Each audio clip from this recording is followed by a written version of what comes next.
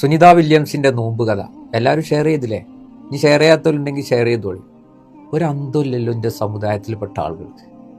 ഇസ്ലാമിനെയും ഇസ്ലാമിൻ്റെ വിശ്വാസങ്ങളെയും ഒക്കെ പരിഹസിച്ചുകൊണ്ടിട്ട ഒരു പോസ്റ്റ്, അത് യുക്തിവാദിയുടെ, നിരീശ്വരവാദിയുടെ, ഇസ്ലാമിനെ അവഹേളിക്കാൻ തക്കം പാർത്തിരുന്ന ഒരു വ്യക്തി എഴുതിയ ഒരു കാര്യമാണ് എന്ന് നിങ്ങൾക്ക് എന്തേ കൂട്ടരെ അത് വായിക്കുമ്പോൾ മനസ്സിലാകാതെ പോകുന്നത്? ഖേദകരമാണ്, സങ്കടമാണ്. ഇസ്ലാമിൻ്റെ വിശ്വാസങ്ങളെയും വിശ്വാസ പ്രമാണങ്ങളെയും മാത്രമല്ല മലക്കുകളെ വരെ പരിഹസിച്ചുകൊണ്ട്, അത്തരം വിശ്വാസങ്ങളെ വരെ പരിഹസിച്ചുകൊണ്ട് എഴുതിയ ഒന്ന് തിരിച്ചറിയാതെ വാട്സപ്പ് ഗ്രൂപ്പുകളിലേക്ക് ഫോർവേഡ് ചെയ്യപ്പെട്ടപ്പോൾ ആലോചിച്ച് നോക്കൂ, നമ്മുടെ സമുദായത്തിൽപ്പെട്ട ആളുകൾക്കൊക്കെ എന്താണ് തീരെ ഒരു വകതിരിവില്ലാതെ ആയിപ്പോയോ എന്ന് തോന്നിപ്പോയി. ഇസ്ലാമിനെ പരിഹസിക്കുകയാണ് ഒരു ഇസ്ലാം വിരോധി. ഈ സുനിത വില്യംസിൻ്റെ ബഹിരാകാശ യാത്രയുമായി ബന്ധപ്പെട്ട് നോമ്പെടുത്ത ആ ഒരു കാര്യമൊക്കെ പറഞ്ഞുകൊണ്ട് എന്താണ് ഇത് എഴുതിയത്, എന്താണ് ഇതിൻ്റെ പൊരുൾ, എന്താണ് അത്തരക്കാർ ഉദ്ദേശിക്കുന്നത് എന്നൊന്നും മനസ്സിലാക്കാതെ അങ്ങനത്തെ സാർക്കസ് ഇസ്ലാമിനെയും മുസ്ലിം സമുദായത്തെയും ഒക്കെ പരിഹസിച്ചുകൊണ്ട് ഛർദ്ദിക്കുന്നതിന് വാരിയെടുക്കുക, എന്നിട്ട് അത് ഭക്ഷിക്കുന്ന പണിയാണോ? ഇങ്ങനെ ചോദിക്കാൻ വേണ്ടി അറപ്പ് തോന്നുക ഇത്തരം ആളുകളോടൊക്കെ. എന്നിട്ട് അത് പ്രചരിപ്പിച്ചത് ഏറ്റവും കൂടുതൽ നമ്മളിൽപ്പെട്ട ആളുകൾ. സുനിത വില്യംസ് നോമ്പെടുത്തു എന്ന് പറഞ്ഞിട്ട് ഭക്ഷണം പരിമിതമായപ്പോൾ നോമ്പ് അതിലേക്ക് മടങ്ങി, എന്നിട്ട് പിന്നെ അവർ കണ്ട കാഴ്ചകളും മറ്റുമൊക്കെ പറഞ്ഞുകൊണ്ട് അത്തരത്തിലുള്ളൊരു പോസ്റ്റർ. ഇവിടെ ഒരു ഭാഗത്ത് യുക്തിവാദികളുടെ വിഡ്ഢിത്തപരമായ കാര്യങ്ങളെ കേൾക്കുമ്പോൾ അതിനെതിരെ പരിമിതമായ അറിവിൽ നിന്നൊക്കെ സമൂഹത്തിൽ വന്ന് സംസാരിക്കാറുണ്ട് ഈ ഉള്ളവനൊക്കെ. പക്ഷേ അവർ പരിഹസിക്കുന്ന ആ പരിഹാസത്തെ പോലും നമ്മളെ സമുദായത്തിൽപ്പെട്ട ആളുകൾ എടുത്തുകൊണ്ടുവന്ന് വാട്സപ്പ് ഗ്രൂപ്പുകളിലൂടെ, സോഷ്യൽ മീഡിയയിലൂടെ ഷെയർ ചെയ്തത് കണ്ടപ്പോൾ എന്താണ് നമ്മുടെ ആളുകളുടെ അവസ്ഥ എന്ന് ആലോചിച്ചു പോയി. സുനിത വില്യംസ് എന്നല്ല, ആര് തന്നെ ബഹിരാകാശത്തോ മറ്റു ഗ്രഹങ്ങളിലൊക്കെ പോയാലും നമ്മളെ സംബന്ധിച്ചിടത്തോളം ഖുർആൻ മനുഷ്യൻ്റെ സൃഷ്ടിപ്പിനെ കുറിച്ച് നമ്മളോട് വ്യക്തമായി പറഞ്ഞതല്ലേ. മനുഷ്യരെ അള്ളാഹു ആദരിച്ചിരിക്കുന്നു, കടലിലും കരയിലും ഒക്കെ അവർ വലിയ രീതിയിലുള്ള അഭ്യാസങ്ങളൊക്കെ നടത്തുമെന്ന് വ്യക്തമായിട്ട് ഖുർആനിലൂടെ നമ്മൾ കണ്ടതാണ്, പഠിച്ചതാണ്. പിന്നെ എന്താണ് കൂട്ടരെ?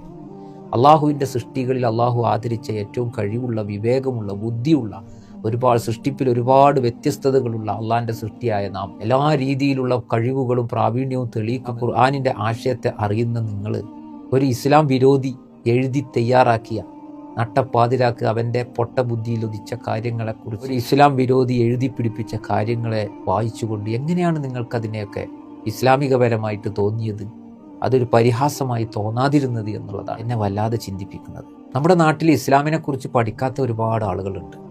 എന്ന് പറഞ്ഞതുപോലെ അല്ല ഈ പറയുന്ന ഇസ്ലാമിനെതിരെ വരുന്ന യുക്തിവാദികൾ എന്നവർ പറയാണ്. ശരിക്കും അവർ ഇസ്ലാമിനെ മാത്രമേ വിമർശിക്കുന്നുള്ളൂ, മറ്റു മതങ്ങളുടെ വിശ്വാസങ്ങളെയൊന്നും അവർ വിമർശിക്കില്ല.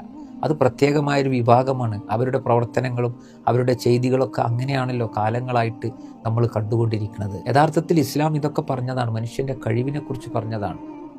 അവിടെ പിന്നെ എന്തിനാണ് നമ്മൾ ബേജാറാകുന്നത്? ഏറ്റവും വലിയ ആധുനിക വിദ്യയോട് കൂടി അതൊക്കെ കണ്ടെത്തിക്കൊണ്ട് തന്നെ മനുഷ്യൻ മുന്നോട്ട് പോകും. അതിനുള്ള കഴിവ് പടച്ച റബ്ബ് മനുഷ്യർക്ക് നൽകിയിട്ടുണ്ട് എന്ന് വിശ്വസിക്കുന്ന നാം. എന്നാൽ അവരുടെയൊക്കെ ആ കഴിവിനെയൊക്കെ ഒരു സെക്കൻഡ് കൊല്ലായ്മ ചെയ്യാൻ കഴിയുന്ന വലിയ ശക്തി തന്നെയാണ് അള്ളാഹു സുബ്ഹാനഹു വ തആല എന്നുള്ള ഒരു വിശ്വാസം കൂടി നമുക്കുണ്ട്. അങ്ങനെ തന്നെയാണ് നമ്മുടെ കാഴ്ചപ്പാട്. ആലോചിച്ച് നോക്കൂ, നമുക്ക് ബുദ്ധിയുള്ള മനുഷ്യനാണ്. ഇപ്പം സുനിത വില്യംസ് മനുഷ്യരെ അള്ളാഹു ആദരിച്ചിരിക്കുന്നു എന്ന് പറഞ്ഞ ആ ഗണത്തിൽ പെടും സുനിത വില്യംസ്. പക്ഷേ നമ്മൾ ആലോചിച്ച് നോക്കൂ, നമ്മൾ ചിന്തിക്കാതെയാണ് ഇങ്ങനെ പരിഹസിച്ചു കൊണ്ടിരിക്കുന്ന, ദൈവത്തെ പരിഹസിച്ചു കൊണ്ടിരിക്കുന്ന, ഇസ്ലാമിനെ പരിഹസിച്ചു കൊണ്ടിരിക്കുന്ന ആളുകളുടെ ആ എഴുത്തിനെ പോലും ചിന്തിക്കാനുള്ള ആ ബുദ്ധി വർക്കൗട്ടായില്ലല്ലോ. എവിടെയാണ് നമ്മുടെ ചിന്തകളൊക്കെ കൊണ്ടുപോയി വെക്കുന്നത് എന്നുള്ളതാണ്. സുനിത വില്യംസിൻ്റെ നോമ്പ് എന്ന ആ ഒരു എഴുത്ത്, അതൊരു ഇസ്ലാമിക വിരോധി എഴുതിയതാണ്.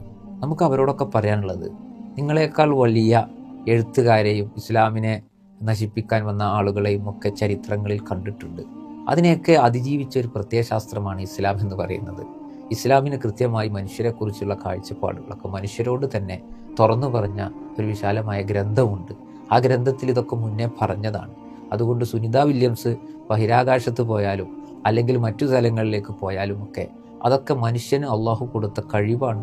ആ കഴിവനുസരിച്ച് വീണ്ടും വീണ്ടും പല മനുഷ്യരും പല രീതിയിലുള്ള മികവുകളും ഈ ലോകത്ത് കാണിക്കുമെന്നുള്ളത് മുസ്ലിങ്ങൾക്ക് വളരെ വ്യക്തവുമാണ് എന്ന് ഓർമ്മപ്പെടുത്തിക്കൊണ്ട് നിർത്തുന്നു. നന്ദി.